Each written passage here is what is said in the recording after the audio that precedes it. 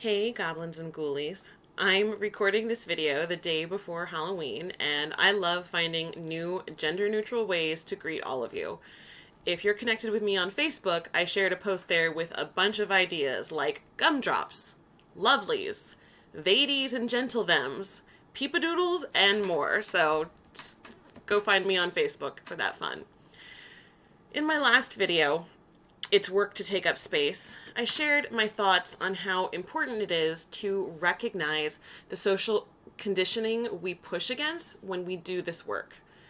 And by recognizing, we can give ourselves grace to care for ourselves on the journey, even as we press onward.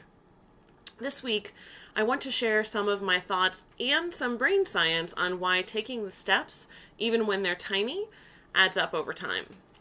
First, I'm going to indulge my inner geek and share the science. I'll link the article for this quote from healthtransformer.com in the description on my YouTube channel.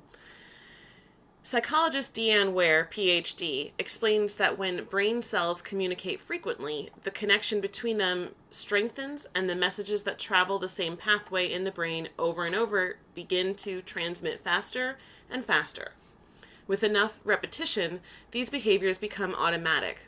Reading, driving, and riding a bike are examples of complicated behaviors that we do automatically because neural pathways are formed. I love that quote. So what does that mean, though? Every single time we do something, we are strengthening our ability to repeat it. And when we repeat it, it adds up. Even something complicated can become easy when we practice it enough. Sounds great, right? So why does it feel so hard to do the complicated thing? In my experience, what stops many of us from making progress is trying to do the complicated thing right away. I know that I am so guilty of this myself. A few weeks ago, I purchased a mini course on building a new routine. I was determined that I wanted to have a better morning routine. But the advice in the middle of the training was that a morning routine often starts with how we prepare the evening beforehand.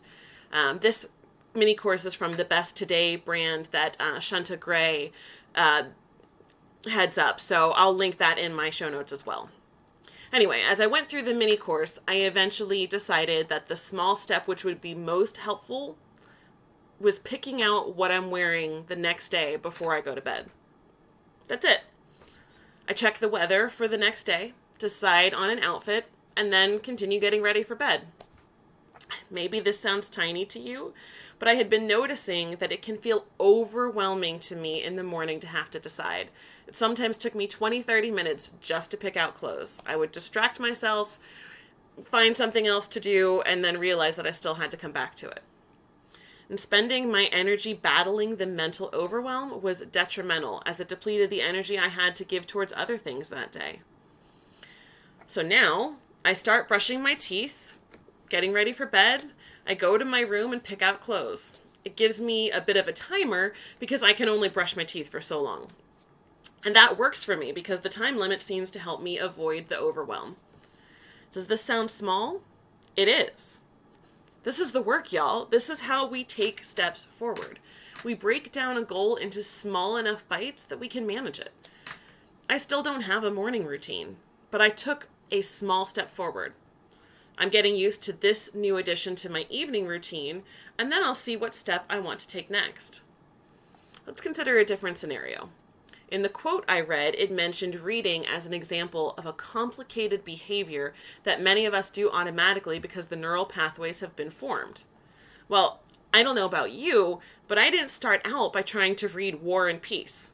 I actually still have not read it and don't intend to, by the way.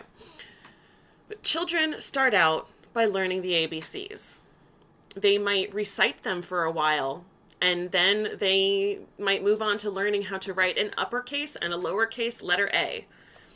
Some children learn differently, and so they might use different tools and techniques to learn. Some people might have other challenges and will learn other ways to communicate and interact with the world. We are all different, and we bring beauty to the world with our variety. And guess what? None of us can go through that whole process in a day.